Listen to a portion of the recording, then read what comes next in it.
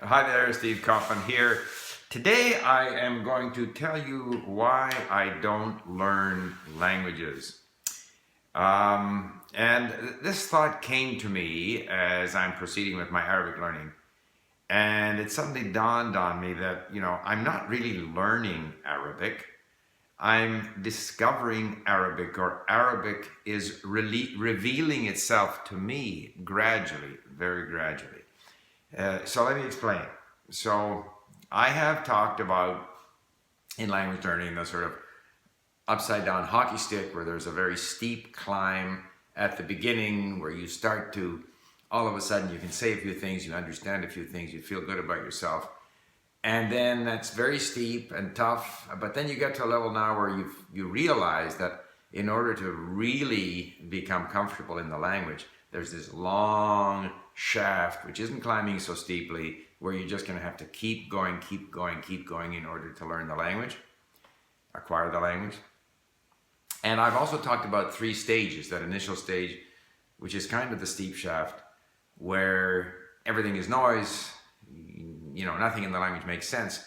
And then you quickly get some sense of how the language works, word order, how they ask questions, whether there are tenses, how verbs change or nouns change. So you get a sense of all of this stuff. You're aware that these things happen in the language, yet you can't really remember it, you can't produce it, but you're able to make sense of things to some extent. And that's sort of the first stage. The second stage is you are now starting to explore the language through interesting content, because in that initial stage, whether it's the steep hockey stick or trying to get used to how the language works, that's where you deal with beginner content. That's where I deal with these repetitive mini stories that I've talked about that I learn in Link, and that whole sort of getting some sense of how the language works. But then once you've completed that first stage, now the second stage, you're going through now interesting content, but struggling because you can't understand it, when you're away from it, or if you don't have the text in front of you. So you're still deliberately working to acquire the language. And, typically, again, on our new word or unknown word count at Link, I'm in that 25 to 50% new words. Working it down. Now in Arabic, I'm about 25, 30% new words.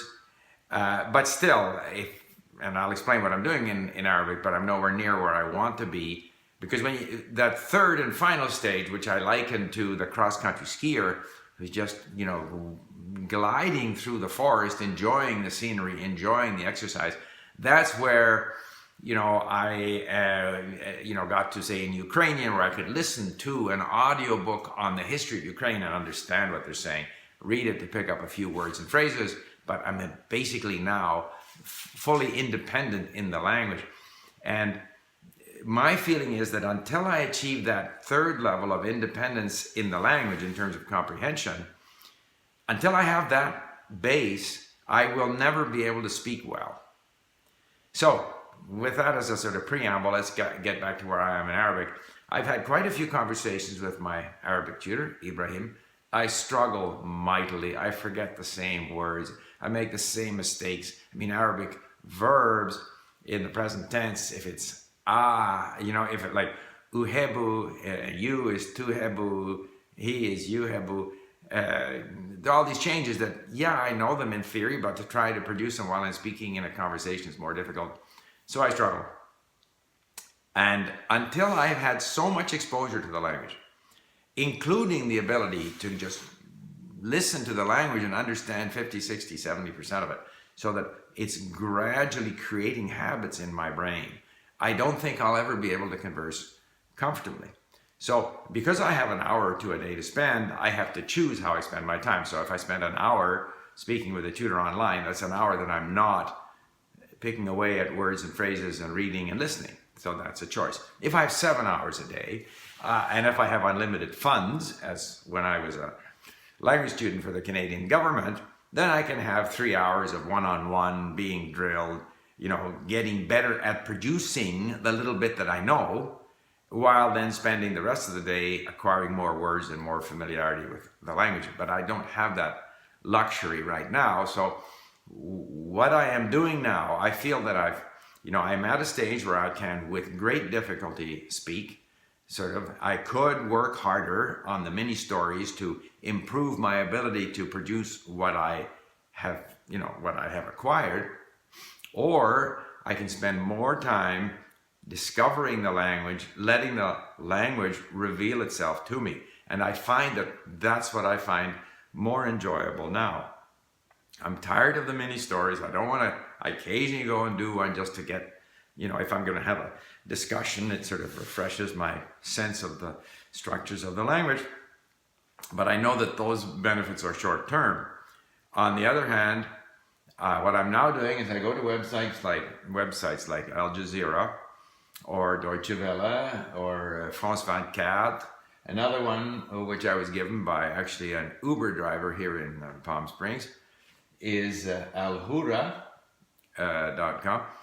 And using our Chrome extension, I bring all those articles from Al Jazeera, whatever, into link where I go through it. I'm looking up every third word. Now there's sort of a mixture of words that I have acquired, words that are yellow, in other words, I'm in the process of acquiring them, and words that are blue, in other words, words that I have never seen before.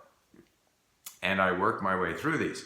But it is interesting because I am gaining a different perspective on the news. For example, minor thing, this Saudi journalist who was murdered in Turkey, Istanbul, who is called Khashoggi, is actually Khashoggi. So I know how to pronounce him. Wow, Khashoggi. But I also get the perspective from various Arab capitals, the perspective on the killing, on Donald Trump, on the Saudi Crown Prince, how he's viewed by the journalist union in Tunisia, in Egypt. So it's all fascinating. And then I have the Al Jazeera podcast, and they also talk about the same subjects. Unfortunately, I don't have a matching transcript to podcast. I haven't found it on any of the sites, not France 24, not Al Jazeera, not Al Hura. But I'm still learning so much because they're talking about politics, they're talking about Middle Eastern politics. Then Al Hura has more social articles about, women's rights in the Arab world and stuff like that. So I'm acquiring a range of vocabulary, although it is good, I find, to focus on one area, like this Saudi Crown Prince murder of Khashoggi in Istanbul. If I read 3 or 4 articles on that, and then I listen to podcast discussion, people debating that, then I'm starting to get a certain concentrated dosage of some of the same vocabulary. But it's also fun to explore. But the point is, I know that the language will gradually reveal itself like a jigsaw puzzle. And right now I struggle. I go through picking word after word and gradually recognizing words that I, converted from blue to yellow, and I see them again in yellow and I don't know what they mean, and I'll see them again and again. But I know that it is my interest in the subject matter that is driving me to read through these, and I'm mostly enjoying the process of gaining these different perspectives on events around the world. And yet when I listen to the podcast, I don't understand very much. But I know that gradually that I will not understand less and less. I will understand more and more. More and more of these words will stick.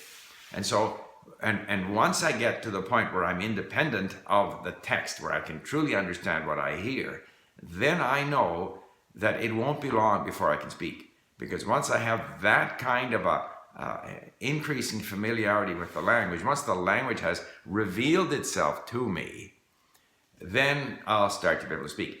And of course, in Arabic, for example, with the verbs in the present tense, there are different endings depending on whether it's you, he, she, they, male, female, two, they, like two of them or many. And in theory, I've looked at these tables and I can't remember them. But if I start to hear them more and more often in context, then they start to become natural.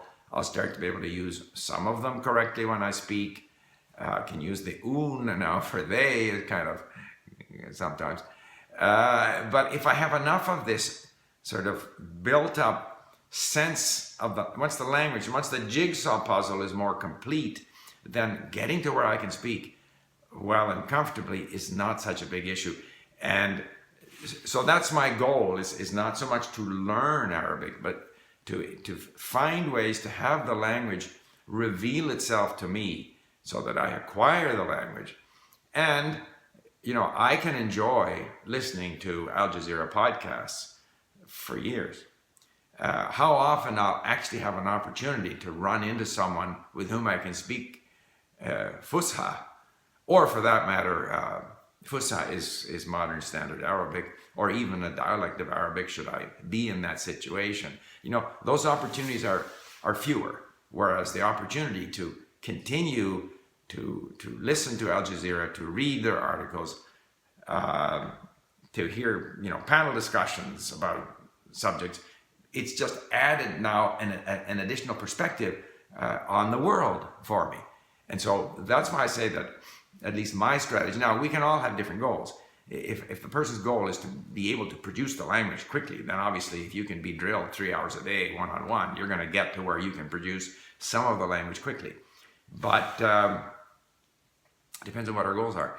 I know people who can speak and maintain a conversation, but I remember once I knew this Swedish couple who, in France, and they were very Francophile, and I gave the lady an audiobook, French audiobook. I said, you should listen to these wonderful, novels in French via this audiobook. And she said, I can't understand audiobooks. So I don't want to get to the point where I can say some things in the language, but then when I hear audio, naturally spoken audio, not necessarily people talking to me, but people talking with each other or people in a movie, and then I can't understand it. That's not where I want to get to. So, a bit of a ramble on this concept, and I guess it gets back to Stephen Krashen.